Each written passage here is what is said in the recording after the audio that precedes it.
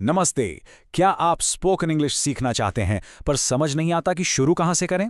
आज हम एक बहुत ही सरल और असरदार तरीका देखने वाले हैं जो सीधे हमारे सोर्स मटेरियल से लिया गया है। तो पहला सवाल यही है, क्या आपको भी इंग्लिश बोलना सीखना एक पहाड़ जैसा मुश्किल काम लगता है? अगर आपका जवाब हाँ है तो यकीन मानिए आप अकेले नहीं हैं। लेकिन क्या हो अगर मैं कहूं कि इसका एक बहुत ही मजेदार और आसान सा रास्ता भी है? जी हाँ, और ये मज़ेदार रास्ता शुरू होता है एक बड़ी ही सिंपल सी कहानी से। तो चलिए इस स्टोरी बेस्ड मेथड को और करीब से समझते हैं जो हमारे सोर्स मटेरियल में दिया गया है। तो सवाल ये है कि आखिर ये तरीका काम कैसे करता है। इसकी सबसे खास बात पता है क्या है? ये है कि हम शुरुआत ग्रामर के मुश्किल नियमों से नहीं बल्कि एक दिलचस्प कहानी से करते हैं।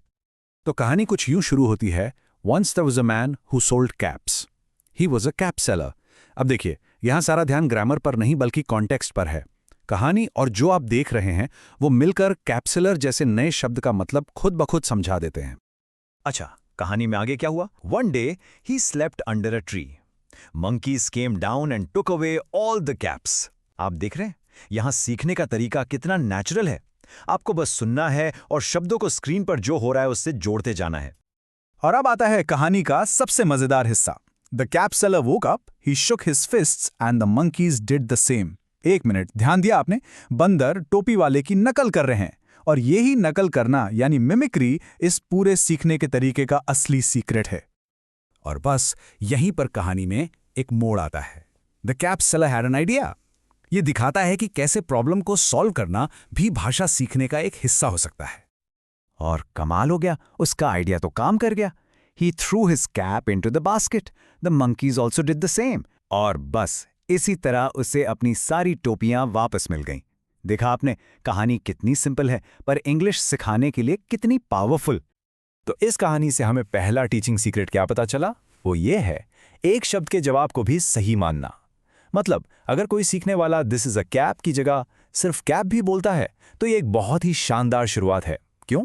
क्योंकि इससे बिना डरे बोलने का कॉन्फिडेंस बढ़ता है।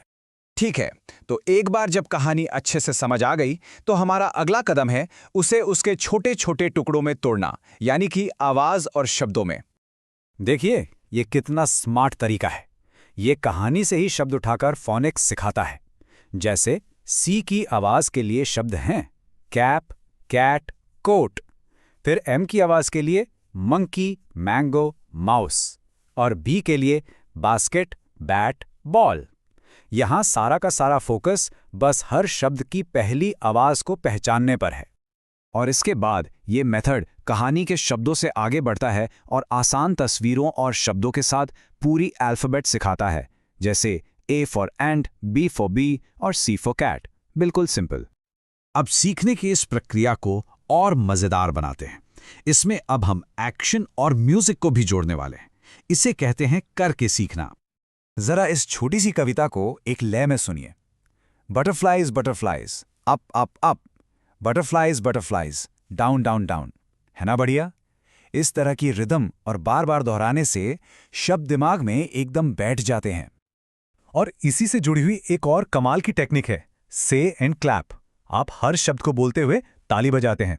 और जो बड़े शब्द हैं जैसे मंकी, उसके लिए आप हर सिलेबल पर ताली बजाते हैं, जैसे मंग की। ये फिजिकल एक्शन को प्रोनाउंसिएशन से जोड़ने का एक जबरदस्त तरीका है। अच्छा, तो हमने सुन लिया, हमने एक्टिविटीज भी कर ली, तो अब अगला कदम क्या होगा? जाहिर है अब बोलना शुरू करना है। बोलने का कॉन्फिडेंस बढ़ाने के लिए यह तरीका बहुत ही आसान सवाल जवाब का इस्तेमाल करता है। जैसे टीचर पूछती हैं, look up, what do you see on the tree? और बच्चा जवाब देता है, I see a monkey on the tree. ये कोई टेस्ट नहीं है, बिल्कुल नहीं। ये तो बस एक गाइडेड बातचीत है जो बिना किसी प्रेशर के पूरे पूरे वाक्य बनाना सिखाती है। और सबसे अच्छी बात यह है कि इस मेथड को आप किसी भी कहानी पर लागू कर सकते हैं। सीखने को और भी मजेदार बनाने के लिए आप कोई दूसरी कहानी ले सकते हैं, जैसे बिल्ली और चूहे की।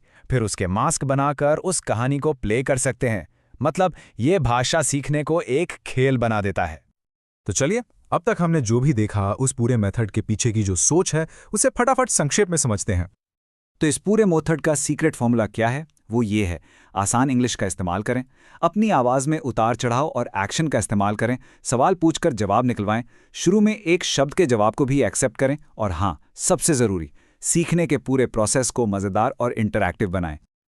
और अब मैं एक सवाल आपके लिए छोड़कर जा रहा हूं। सीखने का ये जो इतना मज़ेदार, आसान और बिना टेंशन वाला तरीका है, क्या आपको सच में लगता है कि ये सिर्फ बच्चों के लिए है? या फिर हम बड़े भी अपनी इंग्लिश सीखने की जर्नी में इसे अपनाकर उसे थोड़ा आसान बना सकते हैं? ज़रा सोचिएगा इस बारे में।